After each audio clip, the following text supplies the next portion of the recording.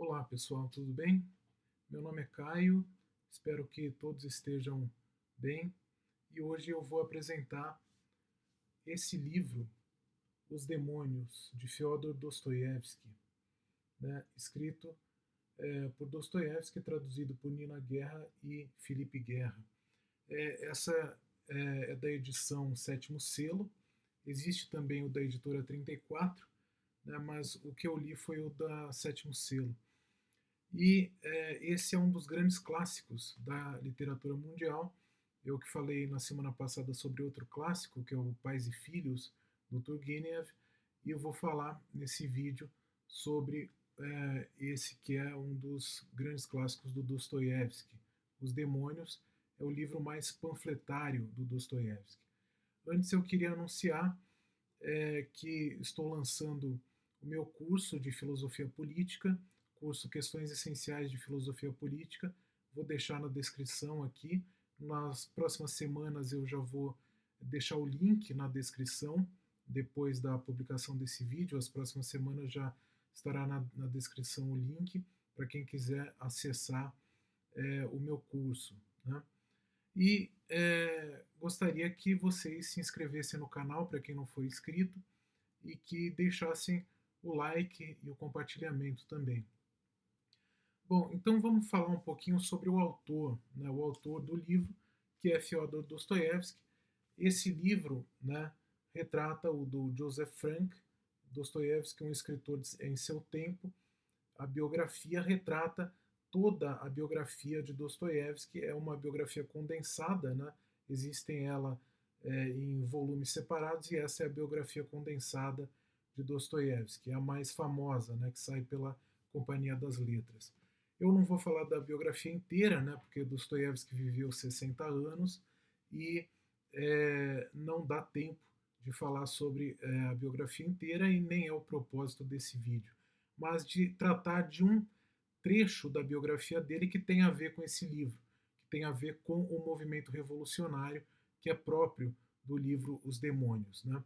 Dostoiévski, no período da adolescência até o início da idade adulta, ele nasce em 1821, por volta dos anos 40, portanto, do século XIX, ele tem uma tendência revolucionária, né? Ele já começa a escrever alguns livros, Noites Brancas, por exemplo, né, Nietoshka Nesvanova e outros pequenos livros que são reconhecidos pela crítica, mas ele tem tendências socialistas, revolucionárias, e ele participa de um círculo de intelectuais, o círculo Petrachevsky, que é um círculo de intelectuais revolucionários que buscam confrontar o imperador, o czar, como era chamado na época, para promover uma reforma social ampla na Rússia, né, na qual um dos propósitos era a libertação dos servos, que correspondia à libertação dos escravos, no caso brasileiro. E qual é o propósito, portanto, de Dostoiévski? É de fazer uma revolução social e política na Rússia daquele tempo.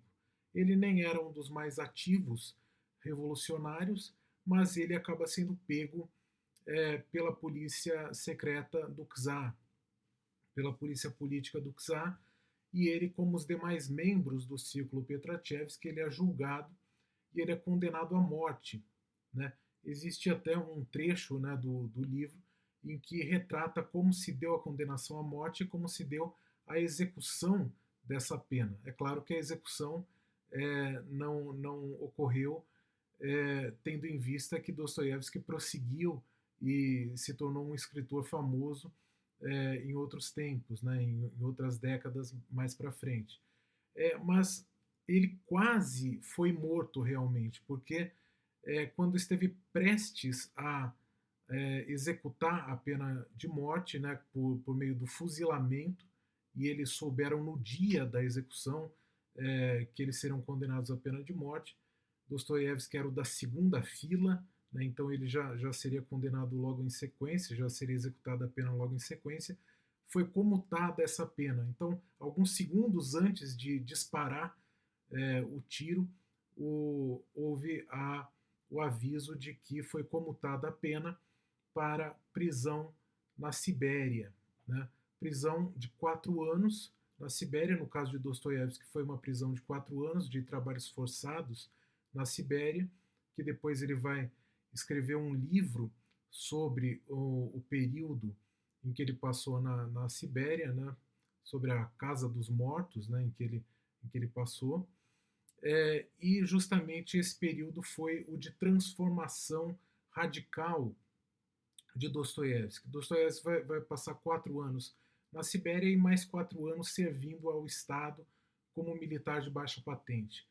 E nos 4 anos que ele passou na Sibéria, ele só podia ler um livro, que era a Bíblia, né? E, portanto, ele leu os evangelhos e se converteu ao cristianismo, o cristianismo ortodoxo, né? O catolicismo ortodoxo da Rússia. E ele se surpreendeu com tudo aquilo e mudou a mentalidade e se tornou um cristão antirrevolucionário, né? E bastante conservador, né? E um cristão antirrevolucionário. Depois da saída da Sibéria, né? E depois de alguns anos, já livre, ele vai escrever os principais livros dele, as principais obras de Dostoiévski que são escritas depois desse período. Crime e Castigo, Os Demônios, O Idiota, O Adolescente, Os Irmãos Karamazov, Memórias do Subsolo, né? Todos esses são escritos depois do período na Sibéria. E o livro Os Demônios é a mais panfletária de todas as obras, como nós vamos ver daqui a pouco, né? Justamente porque nele ele trata sobre a mentalidade revolucionária, ele trata sobre o movimento revolucionário, fazendo uma crítica pesada ao movimento revolucionário, né, que ganhava corpo na Rússia naquela época. Um pouco antes da escrita do livro, Dostoiévski se confronta com um caso extraordinário que tinha acontecido na Rússia naquela época. O livro é publicado em 1872. Alguns anos antes, saiu uma notícia de que um grupo nihilista e anarquista liderado por Sergei Nechayev, ou Nechayev, acabou cometendo um atentado de homicídio, de assassinato contra um dos membros do seu próprio grupo, chamado Ivanov, né? E ele foi morto por suposta traição a esse movimento, né? Então, baseado nesse relato do grupo Nechayev, Dostoiévski resolveu escrever uma obra de ficção na qual ele busca responder à pergunta: como explicar o surgimento de um movimento tão monstruoso quanto o de Nechayev, né? E como explicar o surgimento e a proliferação de tantos Nechayevs em nossa sociedade atual, transitória e surpreendente, né? Então é isso que ele busca responder no seu livro, né? E Dostoiévski escreve: tentei retratar os motivos diferentes e variados que levam até os homens mais ternos e de coração puro a cometer um crime tão monstruoso, né, chegando ao assassinato, chegando a atentados terroristas, né? Ele vai abordar essa questão não apenas, portanto, do ponto de vista ideológico ou político ideológico, mas vai abordar do ponto de vista psicológico, moral e existencial, né? Esse é o propósito de Dostoiévski nesse livro. Então, e outra coisa, né? Dostoiévski havia, nos anos anteriores, principalmente nos anos 60 do século XIX, ele conhece uma grande parte dos países da Europa Ocidental. Ele vai para a Inglaterra, ele vai para a França, ele vai para a Alemanha, né? Ele conhece alguns países do leste europeu também, e ele viaja muito e conhece muito da mentalidade revolucionária que surge nesses países e que vai ser difundida na Rússia nas décadas seguintes, naquela mesma década e nas décadas seguintes. Então isso acaba embasando ainda mais o livro de Dostoiévski. Esse livro, né, é bastante longo, eu vou dar uma explanação bem curta sobre ele. Claro, vai haver um pouco o spoiler, né, para quem não gosta de spoiler pode pular, E, na verdade, é um livro bastante simples, né? Apesar de ter mais de 600 páginas. Né? Então, eu vou falar apenas o essencial sobre esse livro, apresentar alguns dos personagens principais e tratar do essencial sobre ele. O livro começa com um homem de meia idade, por volta dos 50 anos de idade, chamado Stepan Trofimovich.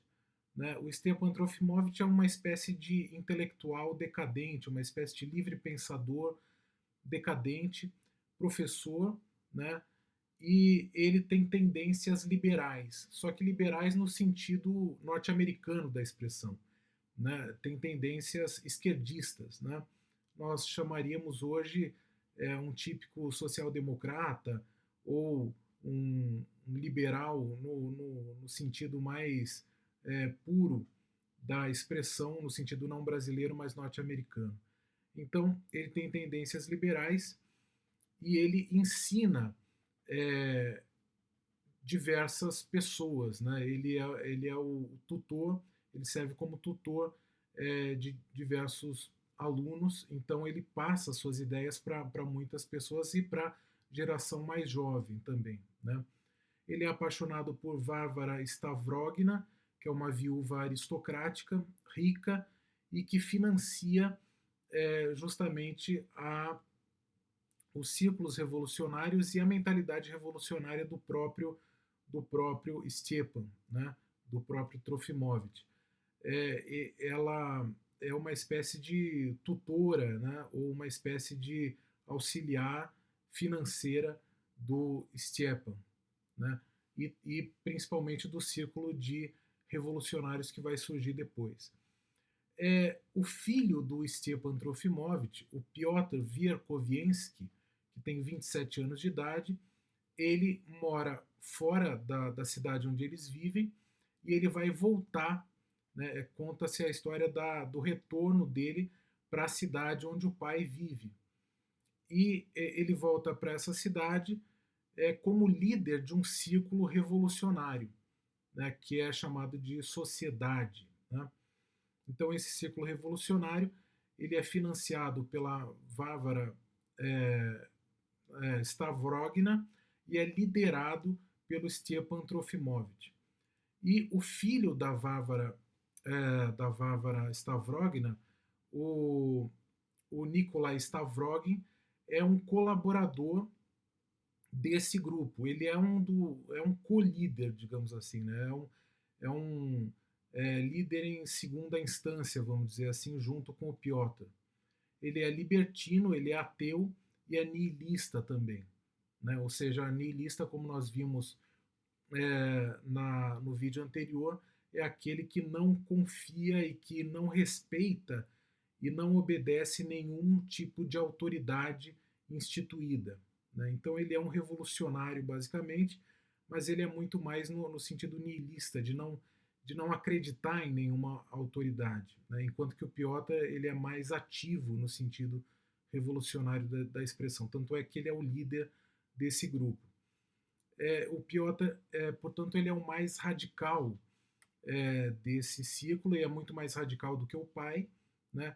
Sendo um propagador de ideias nihilistas e revolucionárias.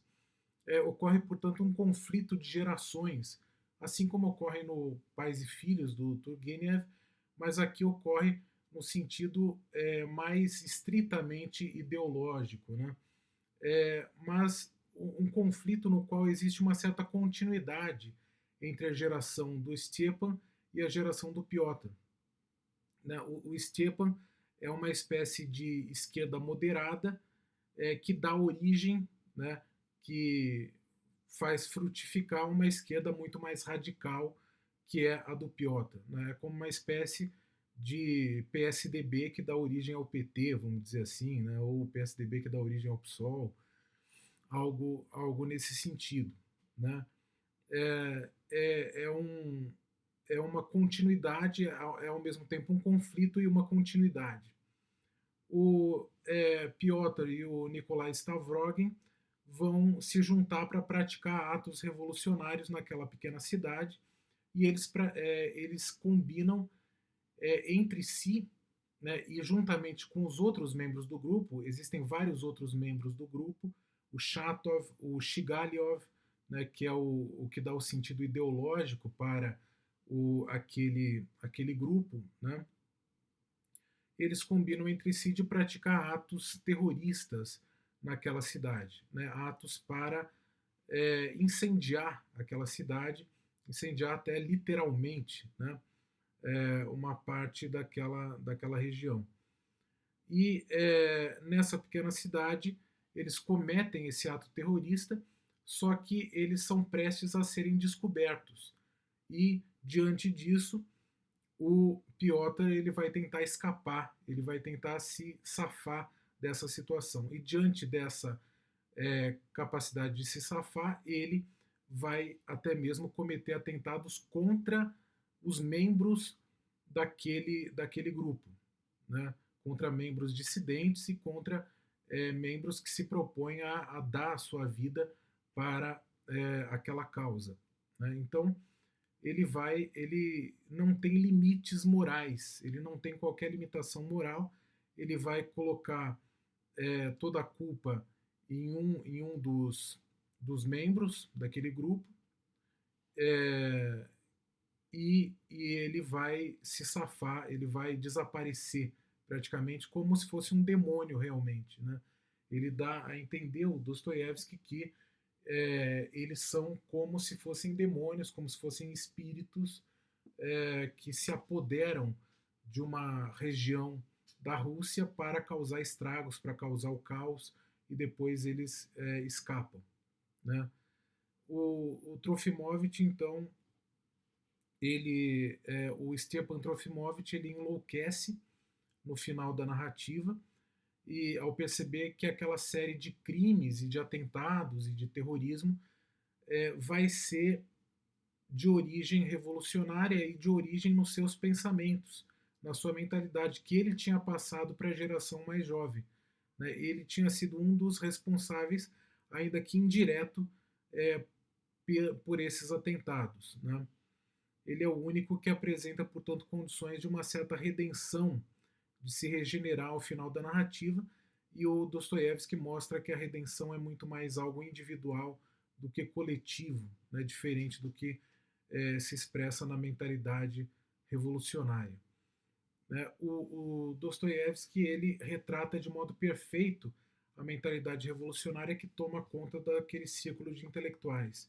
Eu vou ler um trecho daqui do Piotr Stepanovich, né, que foi um discurso que ele fez para os outros membros daquela comunidade revolucionária, depois que eles cometeram um atentado contra um dos membros desse grupo. Toda atividade consiste, por enquanto, em fazer ruir tudo, o Estado e a sua moral, né, ou seja, destruir tudo, acabar com tudo. Ficaremos de pé apenas nós, os predestinados para o poder. Percebe? Então, o revolucionário se sente predestinado ao poder e, portanto, ele quer fazer ruir tudo para que sobre apenas ele, o predestinado para o poder. Adotaremos os inteligentes e cavalgaremos os estúpidos. Não devem ter vergonha disso. É preciso reeducar esta geração para que se torne digna de liberdade. Então, eles se colocam acima da sociedade, né? A mentalidade revolucionária é justamente caracterizada por isso, né? Tal como retratado também pelo professor Olavo de Carvalho, né? Se caracteriza muito por se colocar acima da sociedade, da política e da moral existente, né? Simplesmente porque eles se consideram os portadores do futuro melhor, os únicos portadores do mundo melhor, né?